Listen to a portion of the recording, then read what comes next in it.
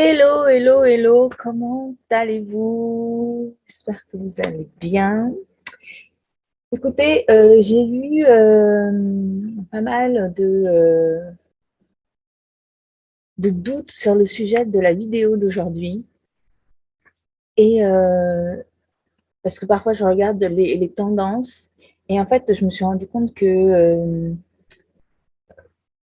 vraiment les tendances de ce qui se passait étaient vraiment beaucoup au niveau du cerveau, du mental, de la manipulation mentale. Euh, Donc, je pouvais encore parler, par exemple, de l'adaptation hédonique, du Black Friday, avec justement comment plutôt investir dans l'expérience plutôt que dans les choses, ou du moins, si on investit dans les choses, savoir le pourquoi, euh, c'était le plus important. Et, mais j'en avais déjà parlé de l'adaptation hédonique. Bien sûr, on peut dire plein de choses sur l'adaptation hédonique, mais je crois que c'est la dernière vidéo. Vous pouvez aller voir dans mon IGTV et sur l'adaptation hédonique. Donc, je me suis dit non. Et puis, alors après, par contre, je vois très peu de sujets par rapport justement à l'importance de l'aspect santé mentale, mais parce qu'en fait, justement, on le sépare, hein, mais donc de nos émotions, de notre intériorité, euh, je vois très peu de sujets. Bon, à part bien sûr, euh, sans parler de toutes ces présumées victimes que l'on a, et merci à elle de parler, d'ouvrir l'espace de la guérison de la société, parce que ce n'est pas simplement des présumées victimes. De l'autre côté, il y a aussi des présumés agresseurs. Donc, du coup, c'est vraiment euh, une guérison de la société hein, dans son entier. Donc, merci à elle. Et donc, oui, ça, les traumas, on travaille dessus aussi dans la reprogrammation énergétique émotionnelle. Mais voilà, j'en avais aussi déjà parlé, je pense, sur euh, justement des sujets de révélation de viol, d'agression sexuelle dans une de mes vidéos précédentes, qui était, voilà, c'était sur le rapport sauvé. Ah, avec toutes ces victimes au sein de l'Église, et puis aussi, c'était 220 000 au sein de l'Église, et puis avec, en comptant tous les gens qui étaient autour, et puis donc ça faisait près de 330 000 victimes depuis les années 50. Donc j'avais eu l'occasion de parler de ce sujet, des traumatismes, du soin nécessaire et vital des victimes, parce que justement, sinon, elles vivent dans un silence où elles, finalement, elles sont en permanence dans une prétention de vie et elles sont en fait dans un état intérieur de survie en permanence parce que le mal n'a pas été traité. Euh, et puis de l'autre côté, le soin vital et nécessaire aussi des agresseurs. Euh, Parce que justement, eux aussi, ils ont besoin de regarder ces causes pour pouvoir les traiter. Euh, et ce n'est pas, si on ne regarde pas ça, on ne peut pas les traiter et on ne peut pas se soigner. Donc, c'est très important également le soin des agresseurs. Alors, bien sûr, la justice, elle doit être là, parce que justement, les victimes, le sentiment d'injustice aussi est un grand poids, la blessure d'injustice. Euh, mais il y a aussi le fait de soigner ces agresseurs, parce que quand on, comme je dis, quand on se nettoie, on nettoie le monde. si quelque chose est à l'intérieur de nous, il sera aussi à l'extérieur de nous, on va le manifester. Donc, vraiment, il faut arrêter ce cycle qui se répète. Et les agresseurs ont besoin de se soigner. Donc, mais alors aujourd'hui, du coup, j'ai vu dans les tendances, alors on passe justement à une autre étape aussi de la méthode REDEM, qui est tout aussi important, parce que la méthode REDEM, donc c'est trois niveaux pour justement une santé vraie, globale. Votre santé, elle est physique, votre santé, elle est émotionnelle, votre santé, elle est mentale, votre santé est énergétique et encore, voilà, on est multidimension et tout est lié. Donc, on ne peut pas seulement mettre le focus sur un sans nous considérer comme un tout. Euh, et donc, la méthode REDEM, elle a donc ces trois niveaux, le physique, l'émotionnel et le mental. Et est apparu dans les tendances, là, le boom des régimes sans gluten. Et, et alors là, du coup, je peux venir sur, puisqu'on avait parlé justement de la reprogrammation énergétique mentale avec l'adaptation hédonique, de la reprogrammation énergétique émotionnelle pour, dans le cas de ces traumas, de ces chocs émotionnels. Parce qu'en plus, c'est ça, hein, la reprogrammation énergétique émotionnelle, ce n'est pas simplement justement quand vous avez eu des traumas, mais tout choc émotionnel, tout symptôme que vous avez et a une cause. Et donc, c'est traiter cette cause. Mais donc, aujourd'hui, on va parler de la reprogrammation énergétique digestion avec ce sujet donc de ce boom de ces régimes sans gluten. Alors, selon mes connaissances, ma vision et que je veux partager avec vous, le problème en fait, ce n'est pas le gluten. Le problème, c'est ce qu'on en a fait. C'est souvent ça, hein, d'ailleurs, qui est toujours important.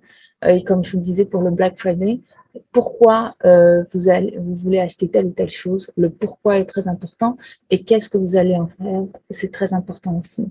Et donc, en fait, le gluten, ce n'est pas lui le problème. Je pourrais dire en fait la même chose avec l'argent, par exemple. Ce n'est pas l'argent le problème, c'est ce qu'on en fait et pourquoi on le fait.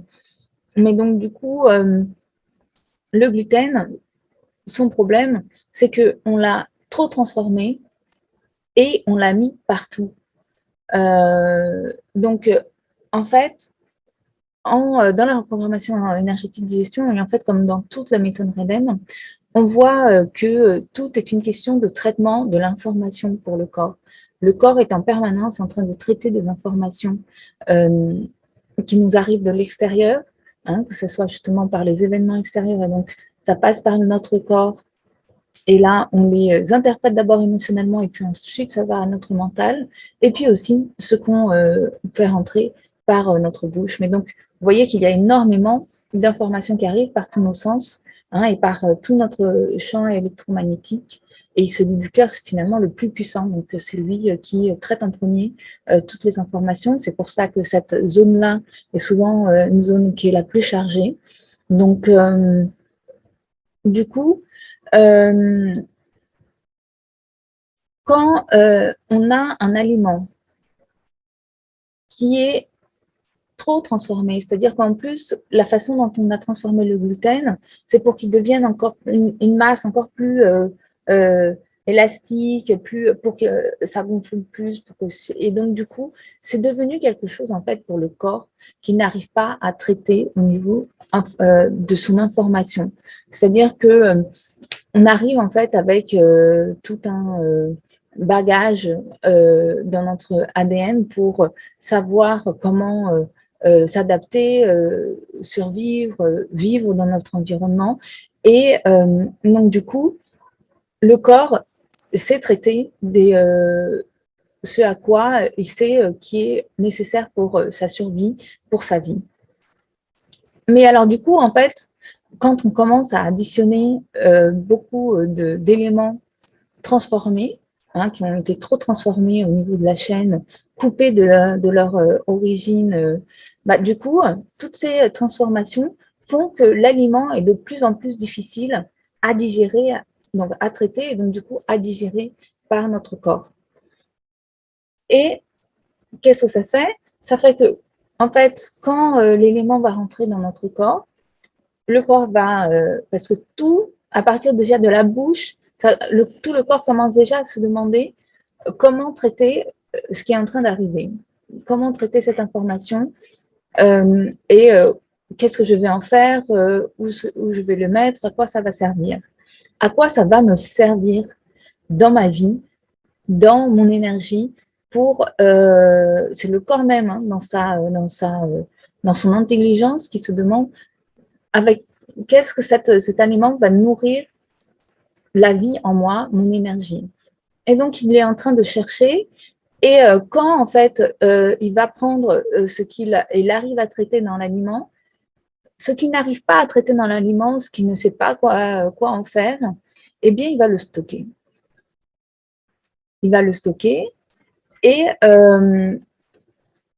arrive après le même composant, du coup, c'est-à-dire encore un autre aliment avec du gluten, parce que tous les aliments transformés, une grande partie, ils ont mis du gluten dedans. Donc, c'est ça le problème aussi, c'est que si on n'avait pas même transformé ce gluten dans autant de produits, on n'arriverait pas à une saturation. Mais du coup, alors ça y est, le gluten est rentré une première fois, le corps n'arrive pas à le traiter, il le stocke.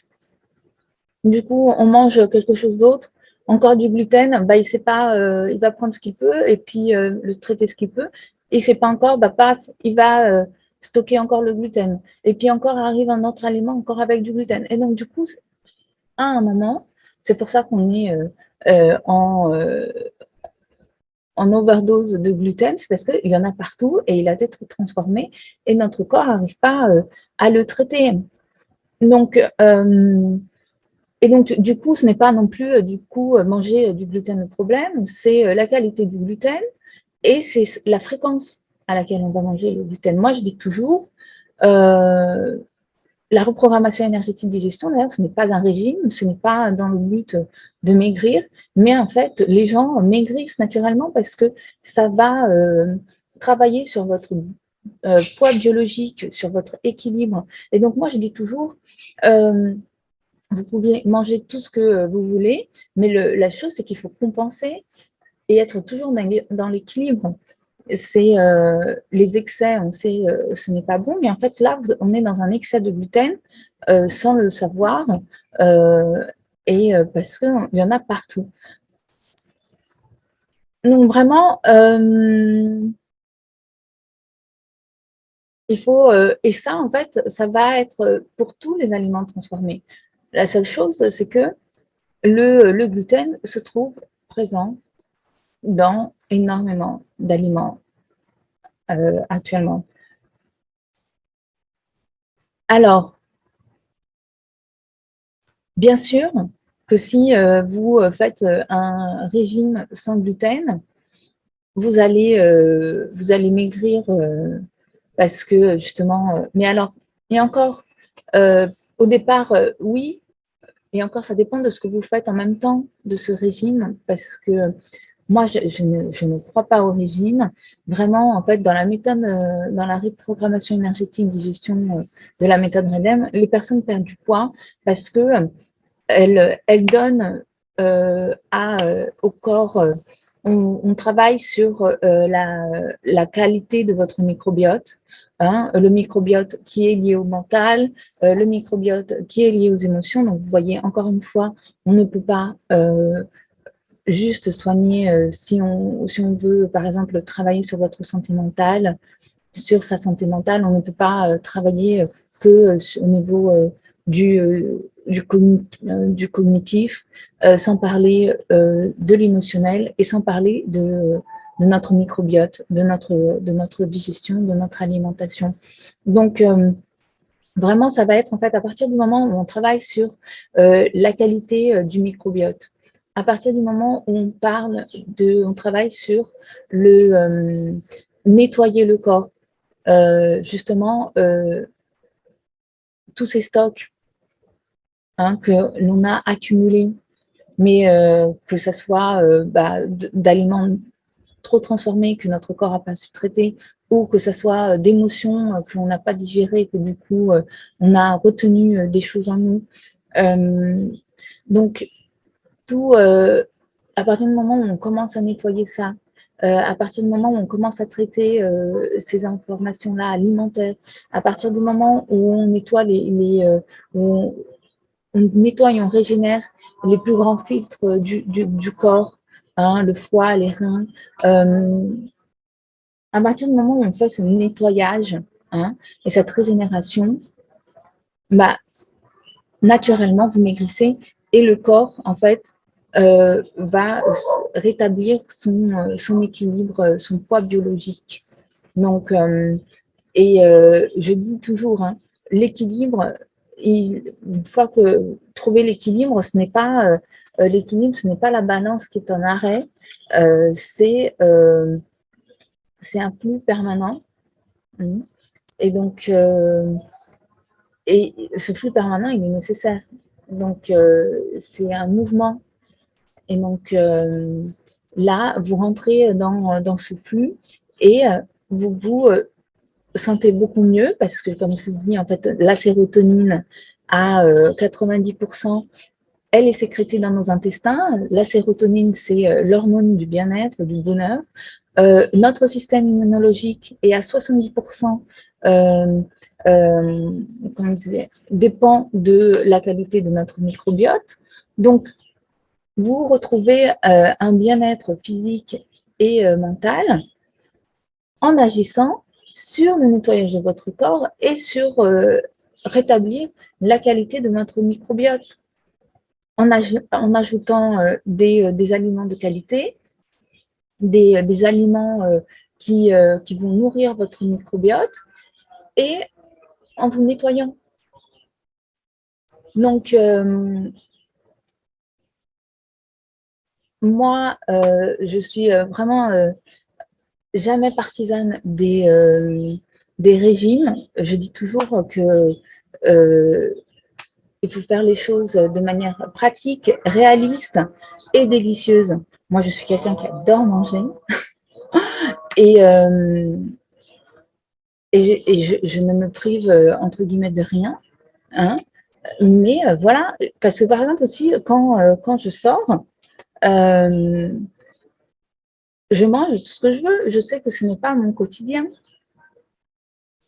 Et même dans mon quotidien, je sais que je peux encore aussi, je mange, parce en fait, on a des fausses idées. Il faut plus s'attacher à la qualité, l'authenticité d'un produit que ce qui est vendu et ce qui est écrit dessus en première page en plus. Hein, parce qu'après, justement, si on lit les autres, c'est mieux d'acheter, de manger un beurre de qualité, vrai, que de manger un beurre qu'ils disent je ne sais quoi.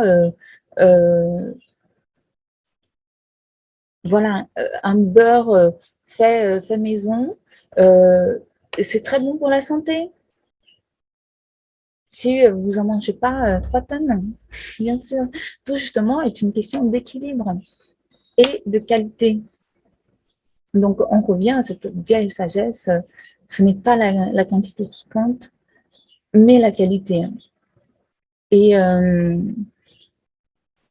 voilà, surtout, et en plus, en fait, et là, vous pouvez le retrouver dans une vidéo que j'ai faite sur justement la fausse idée que nous avons, et on voit ça dans la reprogrammation énergétique émotion, mais en fait, vous pouvez le retrouver aussi dans la vidéo que j'ai faite précédemment, mais en fait, ils ont vu que les personnes qui commençaient des régimes, c'était les personnes qui avaient perdu du poids. Je répète, les personnes qui avaient perdu du poids, qui étaient à la fin les plus malheureuses. Donc, en fait, ils ont vu dans des recherches que le simple fait de rentrer dans une dynamique de régime, déjà, ça faisait baisser le moral. Et en fait, la contrainte, le sentiment négatif de tout ce processus, en fait, à la fin, les personnes qui avaient perdu du poids étaient les plus malheureuses. Donc, voilà, moi, vraiment, je vous invite à rentrer en contact avec moi si vous avez des questions sur la reprogrammation énergétique digestion. Je vous invite vraiment, c'est une fausse idée, les régimes. Là, vous priver, c'est une fausse idée. En fait, on veut vous priver, mais parce que votre corps, il est déjà en état de surcharge. Il est déjà surchargé par une multitude d'informations qu'il est. Donc, en fait, on veut vous empêcher de faire rentrer plus de choses, alors que il faut se nettoyer. Il faut nettoyer le corps, réactiver les filtres, réactiver le système digestif, mettre des bonnes bactéries alors, vous me dites des bactéries. Alors, peut-être que vous ne savez pas, excusez-moi, mais le microbiote, en fait, il est composé de parasites, champignons, euh, virus, bactéries non pathogènes, c'est-à-dire elles sont nos amies. Et on sait, avec encore plus avec ce Covid, qu'il y a des virus, bactéries, parasites, champignons qui sont dangereux pour notre organisme. Et en fait, ces bactéries, tout ce petit monde qui est notre ami, lutte contre ces négatives. Donc, plus on a de positives et plus elles vont chasser les négatives. C'est pour ça aussi que justement notre microbiote contribue énormément à notre système immunologique. Donc, on va justement mettre de bonnes bactéries dans votre microbiote, nourrir les bonnes bactéries, parce que celles-ci, elles sont nos amies. Elles nous aident à nettoyer nos parois intestinales, elles nous aident à digérer certains aliments, à repotentialiser certains aliments.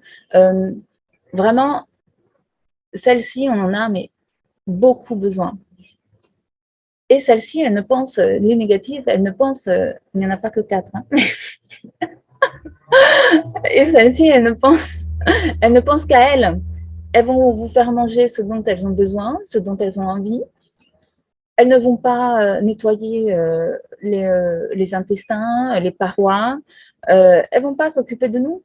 Et donc, qu'est-ce qui se passe quand on a des parois qui sont obstruées? Alors, en fait, il peut se passer deux choses. Soit les parois sont obstruées, et donc, du coup, vous avez beau manger, mais les nutriments ne passent pas dans le sang, et donc, ça ne vous nourrit pas. Hein. Et alors, après aussi, ça dépend de la qualité énergétique et donc nutritionnelle de ce que vous mangez. Et aussi, ou sinon, il peut arriver que justement, il y ait des trous dans les parois intestinales. Et là, en fait, des toxines peuvent rentrer dans l'organisme. Donc, vraiment, il ne s'agit pas de ne plus faire entrer des choses dans votre corps, c'est d'éliminer d'abord et de voir ce que vous faites rentrer, la qualité énergétique, informationnelle de ce que vous faites rentrer dans votre corps et donc être en conscience. Être en conscience. En fait, moi, vraiment, je travaille pour vous passer des informations pour que vous soyez en conscience de ce que vous faites, de vos choix. Donc, je crois qu'il y a des petits singes là-bas qui se baladent. Donc, je crois que c'est ça que je voulais partager avec vous aujourd'hui. N'hésitez pas à me soutenir, à dire que ces vidéos vous intéressent avec un like. Si c'est sur YouTube, elle va apparaître cette vidéo dès tous les samedis sur ma chaîne YouTube et sur mon podcast Nettoyer le vivant, disponible sur toutes les plateformes. Vous avez aussi dans les liens, différents liens, si c'est sur YouTube ou si c'est sur Instagram. Et justement, elle apparaît, cette vidéo, tous les dimanches, hein, une vidéo différente tous les dimanches sur mon IGTV, sur mon compte Instagram. Donc, voilà, n'hésitez pas à soutenir ces vidéos, ce que je partage avec vous, de me montrer que vous êtes avec moi et que vous aimez le contenu avec des likes, des abonnements, des petits cœurs, des partages, des commentaires et puis rentrez en contact avec moi aussi si vous avez des questions, aussi si vous avez envie de faire des lives avec moi. Moi, je suis là, c'est des monologues. Moi, j'aime beaucoup les conversations. Je suis plus inspirée par les conversations, donc n'hésitez pas. Je vous embrasse et faites-moi savoir si cette vidéo vous a plu. Ciao, à la prochaine. J'arrête toujours trop, toujours voilà.